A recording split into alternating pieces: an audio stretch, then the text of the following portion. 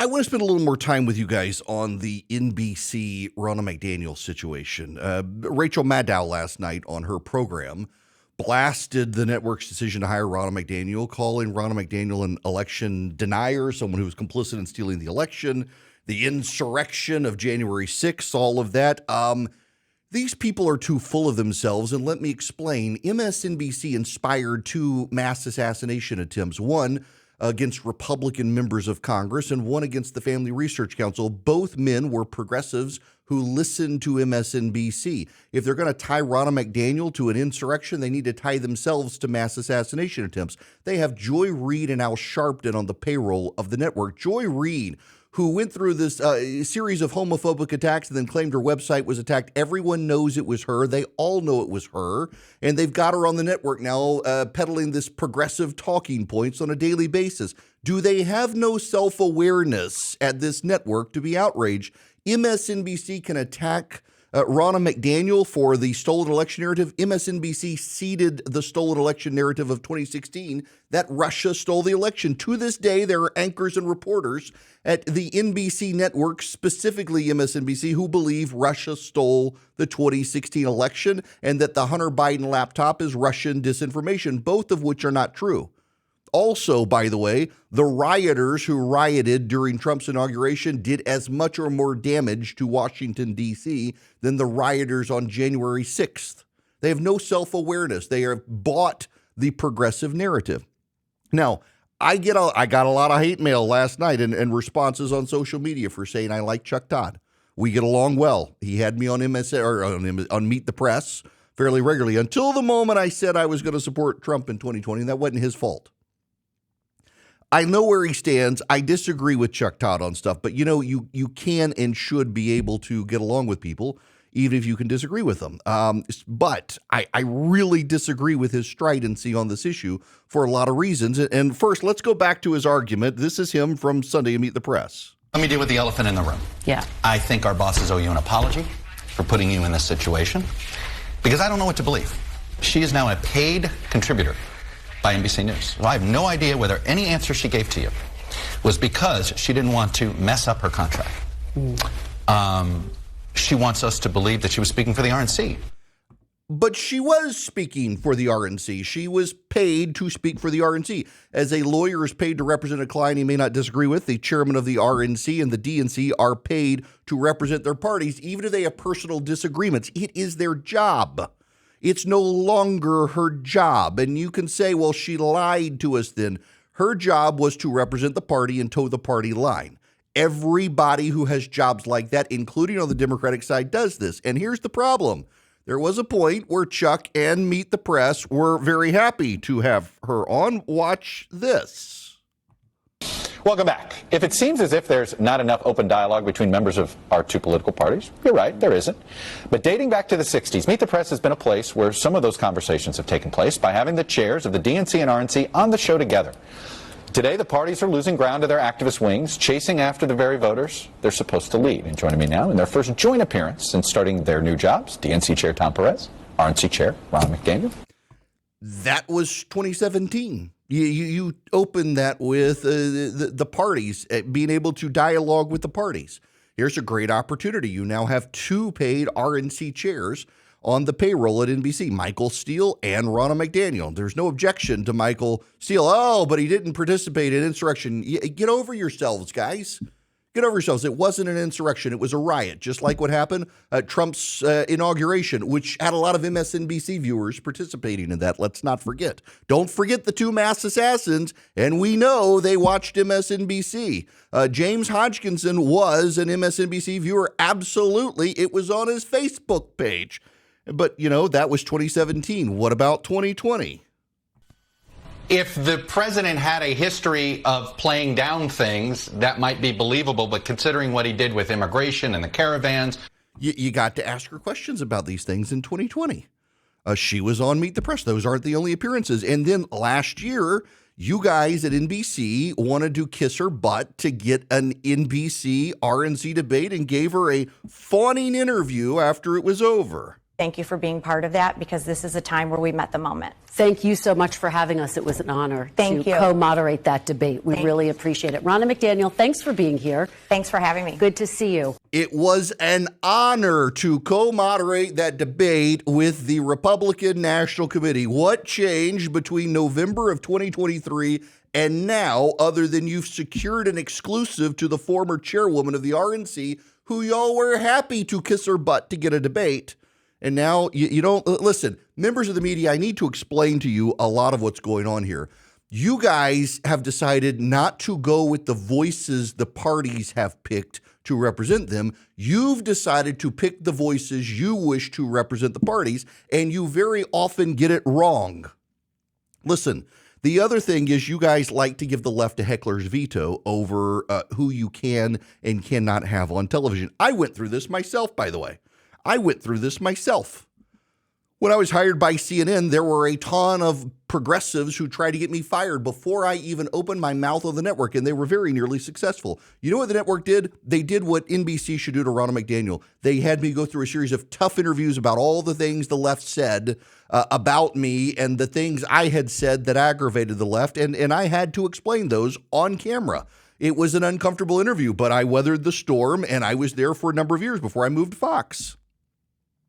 And here's the thing. You can say it's about an insurrection and Ronna McDaniel and backing Donald Trump, except you guys throw a temper tantrum every damn time a Republican gets on television. Sarah Isgur worked for the Trump Justice Department. CNN was going to hire her as in an editor position, not as an on-air person. Y'all had an absolute meltdown. People at CNN had an absolute meltdown over Sarah Isgur. So they said, you know what? We're going to move her to a political commentator. Wasn't good enough. She wound up leaving and going to ABC News as a political commentator, and they were upset because she worked for Donald Trump. People in ABC News were upset, not just progressives, because she worked there. Meanwhile, CNN gives Valerie Jarrett's daughter an anchor position. She's now, by the way, at NBC, Valerie Jarrett's daughter from the Obama administration, the daughter. No partisan ties there, none. Jim Scudo at CNN is an anchor. He worked for Barack Obama's administration. You had no objections to that. Should we go with Kevin Williamson at The Atlantic every single time? It doesn't matter what the controversy is. People on the left and people in the media get upset when someone on the right is hired. Hello, Jen Psaki, the White House press secretary, went to be a commentator at MSNBC, very quickly transitioned on the show. So MSNBC can have Rachel Maddow and can have Joy Reid and Al Sharpton and Jen Psaki, but you can't even let Ronna McDaniel on the network to answer the questions of the progressives. You think it's beneath you. Here's the problem. Again, there are real and legitimate grievances the right has about the press, and you guys, instead of hearing them, you don't have any humility. You think it's y'all, not us. Actually, it is you. Has Trump made it worse? Yes. I remember the man in the white van in Florida who was headed to D.C. who wanted to kill members of the media. He targeted Chuck Todd and his family. He targeted Jake Tapper at CNN. He targeted a number of people. That all came out in the press. I understand. Y'all, I had people show up at my house. I had my kid, people tried to bully her into committing suicide because of my political positions. I understand your angst and aggravation. I understand your fury at the people who did this to you. But that wasn't Ronna McDaniel, and you're tying her to other people just because you're angry, and I get it, and Trump made it worse for you, but also half the country hates your guts because of stuff like this, because it's not about Ronna McDaniel. It's about Ronna McDaniel and Kevin Williamson and Sarah Isgur and Erickson and every other authentic conservative you put on your networks you get upset about. And if you don't believe me, if you want to do a yes, but let me explain, consider this. When you people stop being objective reporters, you become left-wing pundits. Happens every time. Without fail, you guys become left-wing pundits. You never become a right-wing pundit. You always say, I'm fair and objective. And wild how your fair and objective worldview always aligns perfectly with progressives when you retire and become a commentator. It is just wild. Y'all, you got real problems. You've lost the trust of half the public. You now want to be the arbiter of who on the right gets the privilege of sitting in with you. You don't want to take the voices who have been elevated on the right who the right listens to. You don't want to put those people on. You want to decide for the right who gets to be on your network as opposed to the people who are the platformed people by the right. You want to platform other people. You don't do this as much with the left. You take the prominent progressives and put them on, but with the right, there's a gate checking. There's a higher standard you put for people on the right. It's why people on the right don't trust you anymore. You're trying to put forward the voices who you say represent the right, who often don't. Ironically, and here's your problem with Ronna McDaniel, she's one of them. You've gate-checked her and put her on. You're outraged because of her ties to Trump, but MAGA's parted ways with her, and the non-Trump Republican Party has never wanted anything to do with her. So you've yet again put someone on your network who doesn't actually represent the voices of the Republican Party, per se.